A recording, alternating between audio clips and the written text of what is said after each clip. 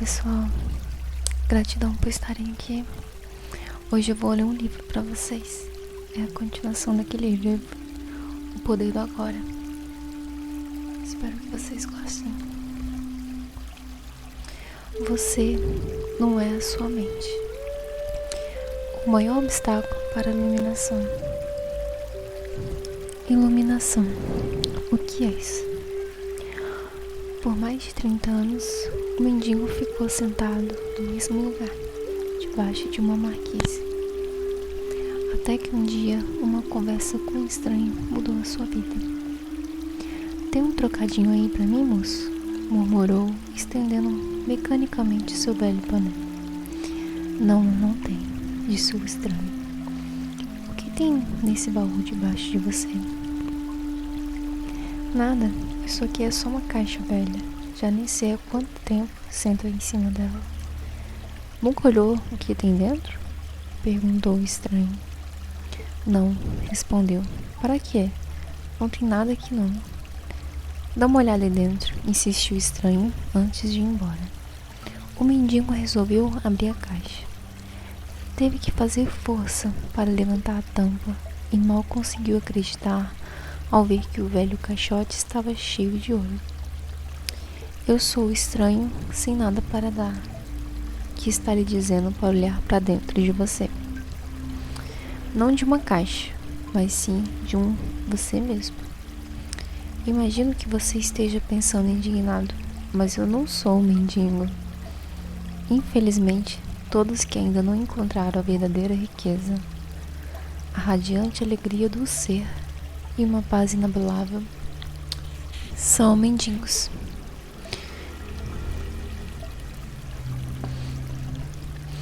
Mesmo que possuem bens e riqueza material, buscam do lado de fora migalhas de prazer, aprovações, segurança ou amor. Embora tenham um tesouro guardado dentro de si, que não só contém tudo isso, como é infinitamente maior do que qualquer coisa oferecida pelo mundo. A palavra iluminação transmite a ideia de uma conquista sobre-humana. Isso agrada ao ego, mas é simplesmente o estado natural de sentir-se em unidade com o ser. É um estado de conexão com algo imensurável e indestrutível. Pode parecer um paradoxo, mas esse algo é essencialmente você. E ao mesmo tempo é muito maior do que você. A iluminação consiste em encontrar a verdadeira natureza por trás do nome e da forma. A incapacidade de sentir essa conexão dá origem a uma ilusão de separação, tanto de você mesma quanto do mundo ao redor. Quando você se percebe, consciente ou inconscientemente, como um fragmento isolado, o medo e os conflitos internos e externos tomam conta da sua vida. Adoro a definição simples de Buda para a iluminação. É o fim do sofrimento. Não há nada sobre-humano nisso, não é mesmo? Claro que não é uma definição completa, mas o que resta quando não há mais sofrimento, Buda silencia a respeito. Resta quando não há mais sofrimento. Esse silêncio implica que teremos que encontrar a resposta por esse silêncio, nós mesmos. Como ele emprega uma definição negativa, a mente não consegue entendê-la como uma crença ou como uma conquista sobre-humana, um objetivo difícil de alcançar. Apesar disso, a maioria dos budistas ainda acredita que a iluminação é algo apenas para Buda e não para eles próprios, pelo menos não nessa vida. Você usou a palavra ser. Pode explicar o que quer dizer com isso? Ser é a eterna e sempre presente vida única, que existe além das inúmeras formas de vidas sujeitas ao nascimento e à morte. Entretanto, o ser não é apenas além, mas também dentro de todas as formas, como a mais profunda, invisível e indestrutível essência interior. Isso significa que ele está ao seu alcance agora, sob a forma de um eu interior mais profundo, que é a verdadeira natureza dentro de você. Mas não procure aprendê-lo com a mente, não tente entendê-lo. Só é possível conhecê-lo quando a mente não está serena. Se estiver alerta, com toda a atenção voltada para o agora, você até poderá sentir o ser, mas jamais conseguirá compreendê-lo mentalmente. Recupera a consciência do ser e submete-se a esse estado de percepção dos sentidos. É o que se chama iluminação. Quando você diz ser, está falando sobre Deus? Se estiver, por que não diz expressamente? A palavra Deus tornou-se vazia de significado ao longo de milhares de anos de utilização própria. Emprego-a ocasionalmente, mas com moderação. Considero imprópria a sua utilização por pessoas que jamais tiveram a menor ideia do reino do sagrado, da infinita imensidão contida nesta palavra, mas que a usam com grande convicção, como se soubesse do que estão falando. Existem ainda aqueles que questionam o termo, como se soubesse o que estão discutindo. Esse uso indevido dá origem a crenças, afirmações e delírios absurdos, tais como o meu ou o nosso Deus é o único Deus verdadeiro, o seu Deus é falso, ou a famosa frase de Nietzsche, Deus está morto.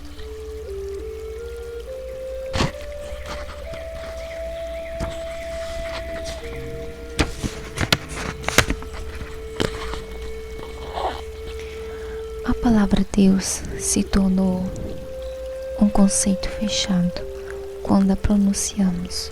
Criamos uma imagem mental, talvez não mais a de um velhinho de barba branca, mas ainda uma representação mental de alguém ou de algo externo a nós. Quase inevitavelmente, alguém ou alguma coisa do sexo masculino.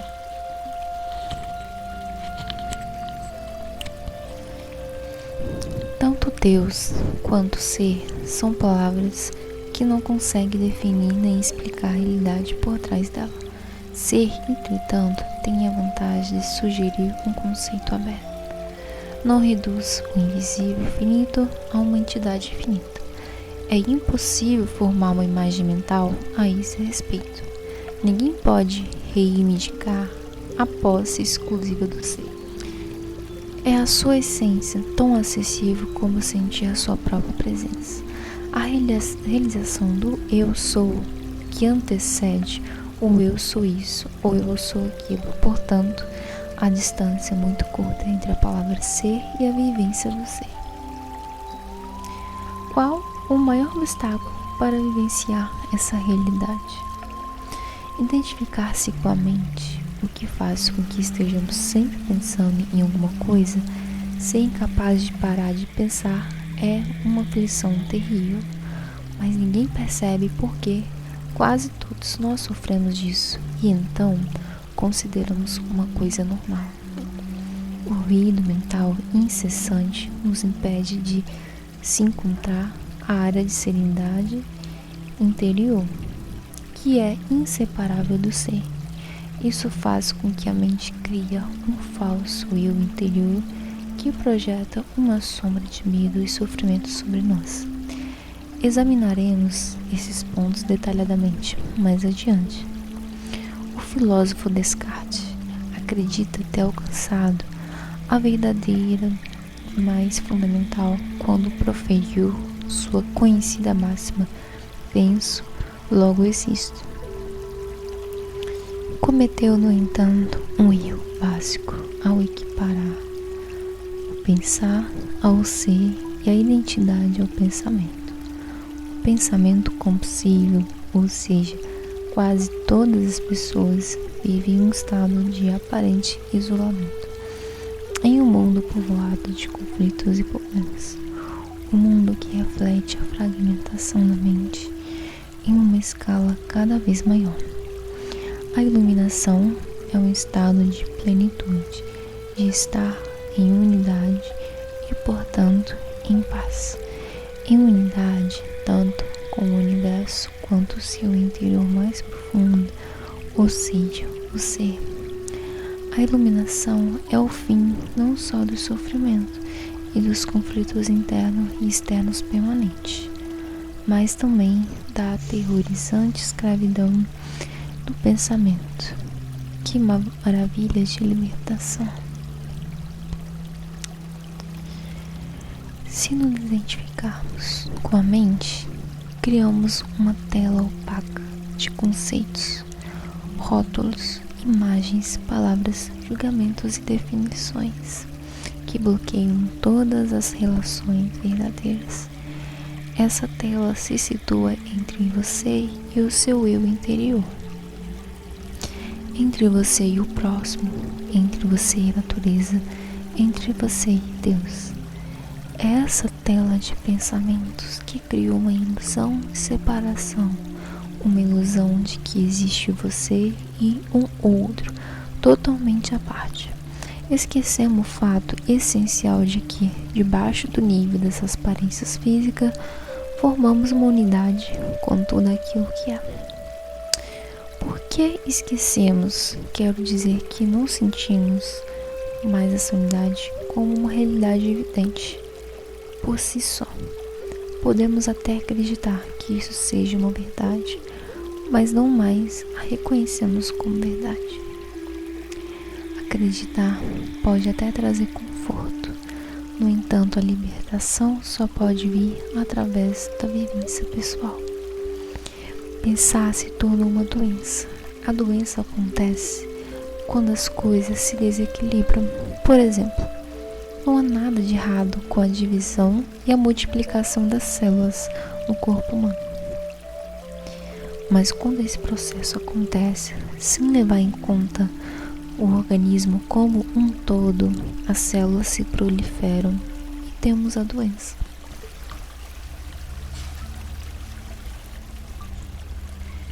Se for usada corretamente, a mente é um instrumento magnífico.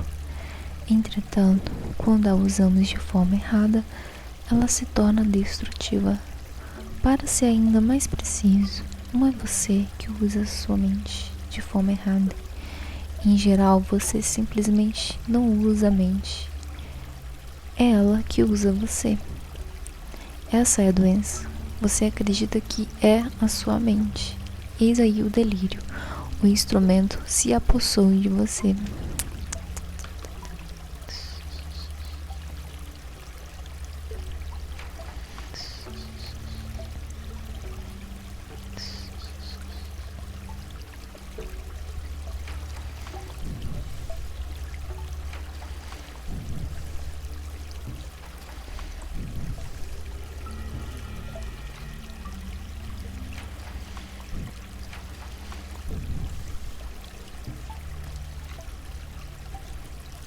Alguém disse: não concordo muito com isso.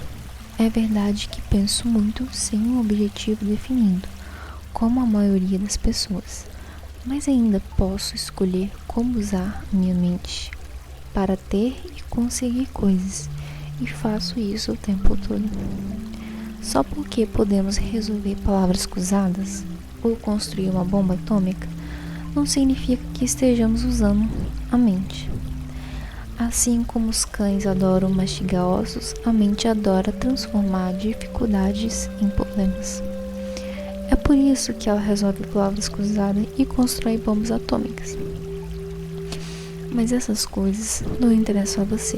Pergunta então: você consegue se livrar da sua mente quando quer? Já encontrou o botão que a desliga? A ideia é parar de pensar completamente? Não consigo, a não ser por 1 ou 2 segundos. Então, é porque a mente está usando você. Estamos tão identificados com ela que nem percebemos que somos seus escravos. É quase como algo que nos dominasse. sem termos consciência disso e passássemos a viver como se fosse a entidade dominadora.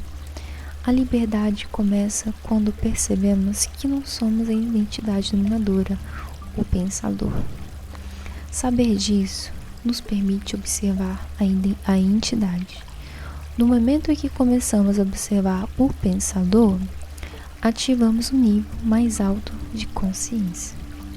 Começamos a perceber então que existe uma vasta área de inteligência além do pensamento, e que este pensamento apenas é um aspecto diminuto da inteligência. Percebemos também que todas as coisas realmente importantes, como a beleza, o amor, a criatividade, a alegria e a paz interior, surge de um ponto além da mente. É quando começamos a acordar.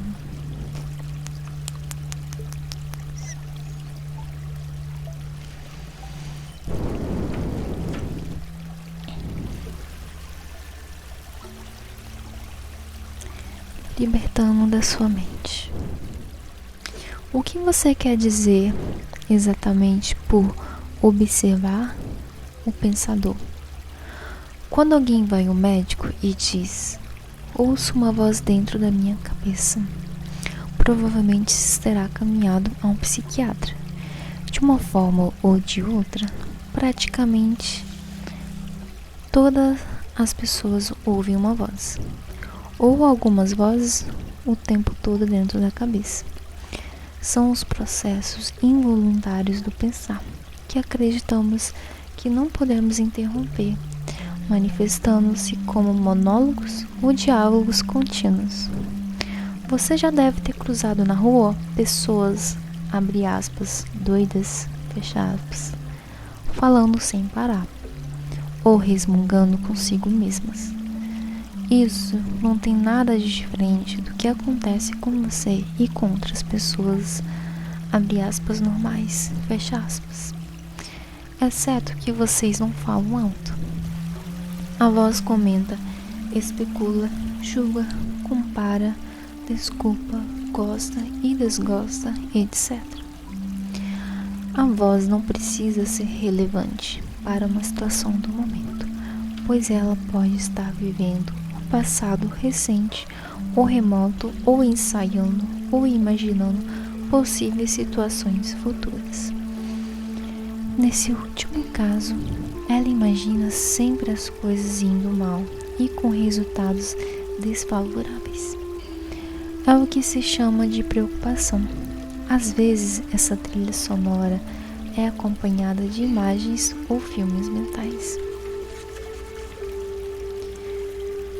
Mesmo que tenha alguma relação com o momento, a voz será interpretada em termos do passado. Isso acontece porque a voz pertence à mente condicionada, que é o resultado de toda a nossa história passada, bem como dos valores culturais coletivos que herdamos. Assim, vemos e julgamos o presente como os olhos do passado e construímos uma imagem totalmente distorcida. Não é raro que a voz se torne o pior inimigo de nós mesmos. Muitas pessoas vivem com um torturador em suas cabeças, que as ataca e a pune sem parar, drenando sua energia vital.